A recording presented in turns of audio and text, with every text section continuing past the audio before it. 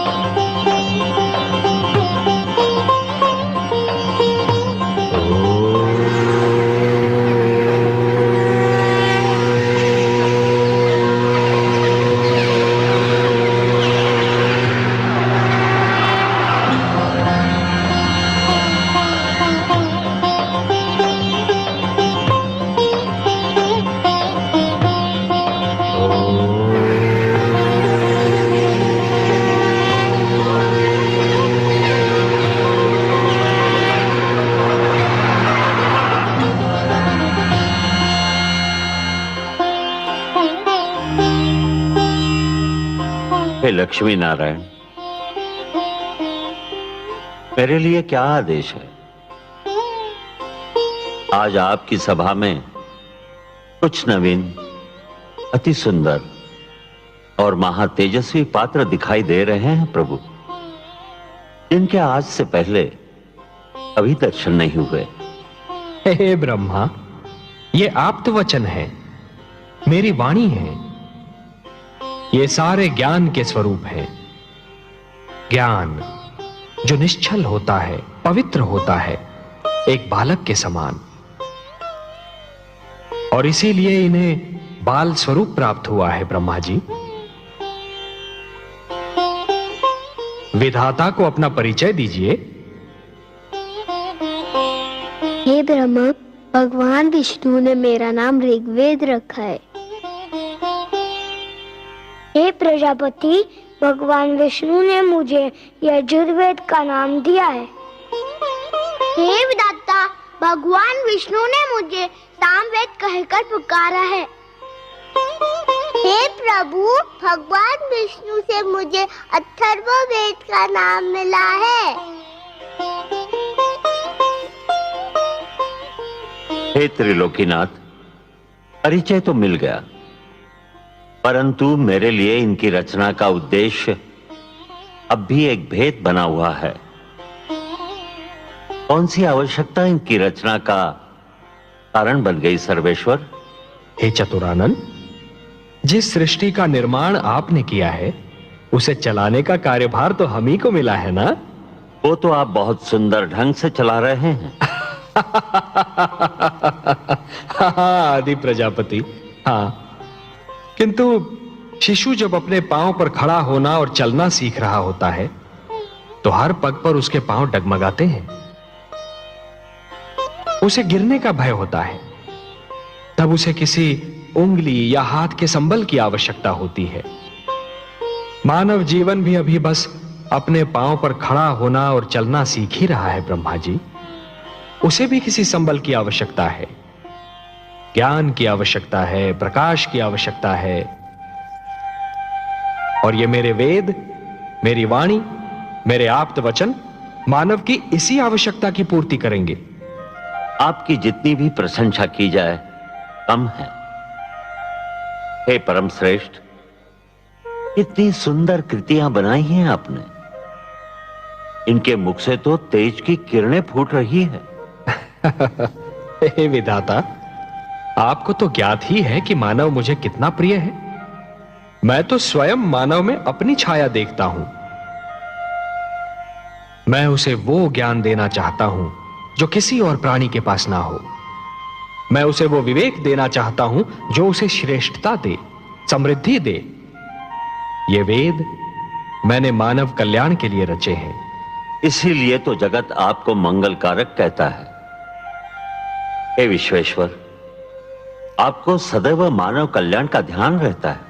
हे ब्रह्मा, मेरा मानव पर और मानव का मुझ पर अधिकार है।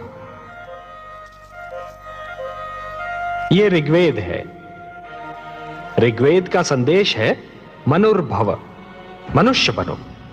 मनुष्य इसका निर्देश है। ऋग्वेद ईश्वर और मानव के संबंध की परिभाषा है। यह मानव को प्रार्थना के मंत्र सिखाएगा ब्रह्मा जी। आप तो स्वयं दयामय हैं प्रभु, प्रार्थना और पूजा की आवश्यकताओं से परे। हे सर्वशक्तिमान, प्रार्थना का आपके लिए क्या महत्व है? हे ब्रह्मा, प्रार्थना का महत्व मेरे लिए नहीं है। प्रार्थना का महत्व तो मानव के लिए है, क्योंकि प्रार्थना झुकना सिखाती है।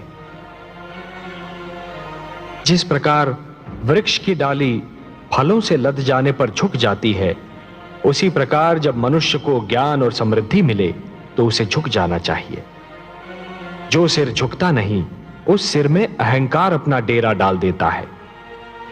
ऋग्वेद मानव को अहंकार से बचाएगा। ऋग्वेद मानव को यह सिखाएगा कि सिर किसके आगे झुकाना चाहिए और कैसे झुकाना चाहिए। आप सच्चिदानंद हैं, सत हैं, चैतन्य हैं, चित हैं और आनंद स्वरूप हैं। आपके विचार भी आप ही की भांति आनंददायक हैं नीलकांत। मुझे शेष वेदों की महानता से भी अवगत कराने की कृपा करे प्रभु। ये यजुर्वेद, ये मानव को यह बताएगा कि मैं यज्ञ में निवास करता हूं। हे सृष्टि रचयिता, जीवन का दूसरा नाम है कर्म। जब कोई कर्म दूसरों की भलाई के लिए किया जाता है तो उसे यज्ञ कहते हैं। यज्ञ परोपकार का दूसरा नाम है, और परोपकार दूसरों की भलाई करने का सर्वोत्तम गुण है। हे ब्रह्मा, जैसे एक रस्सी के बिना जल से भरा हुआ डोल कुएं से बाहर नहीं आ सकता, वैसे ही यज्ञ के बिना मानव जीवन भी अज्ञान के अंधकार से ज्ञान के उजाले में नहीं आ सकता। और यही संदेश देगा मानव को यह यजुर्वेद। मुझे सामवेद का ज्ञान भी दीजिए प्रभु। सामवेद? हे ब्रह्मा, आपकी सृष्टि के कण कण में संगीत बसा है। संगीत जो मन को मुग्ध कर देता है।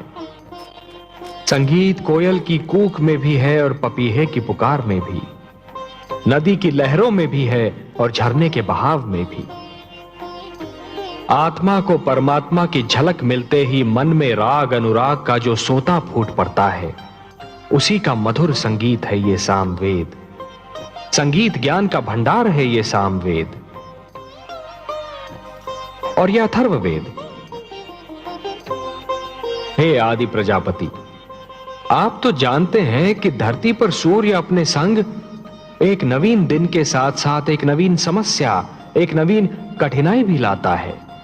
और मानव जीवन की प्रगति के लिए यह आवश्यक भी है कि वह समस्याओं को सुलझाता रहे, कठिनाइयों से लड़ता रहे। ये अथर्ववेद मानव को धरती पर पैर जमाने का पाठ पढ़ाएगा, उसके मन और शरीर को आपत्तियों विपदाओं से बचना सिखाएगा और समस्याओं को सुलझाने का मार्ग दिखाएगा। हे सर्वेश्वर, ये वेद पाकर तो मानव धन्य हो जाएगा, वो श्रेष्ठ हो जाएगा। आप धन्य हैं प्रभु, धन्य हैं। अपने आप्त वचन के रूप में संसार को ये अनुपम भेंट दे रहे हैं। हे ब्रह्मा, यदि मानव ने इन वेदों की रक्षा की तो ये वेद भी मानव की रक्षा करेंगे। धर्मो रक्षति रक्षिता। मैं चाहता हूं कि मेरी वाणी को सुरक्षित रूप से आप मानव जाति तक पहुंचा दें। यह कार्य तो आप ही कर सकते हैं ब्रह्मा जी। मैं आपके आदेश का सहर्ष पालन करूंगा सर्वेश्वर। हे ज्ञानकोश, आओ मेरे साथ।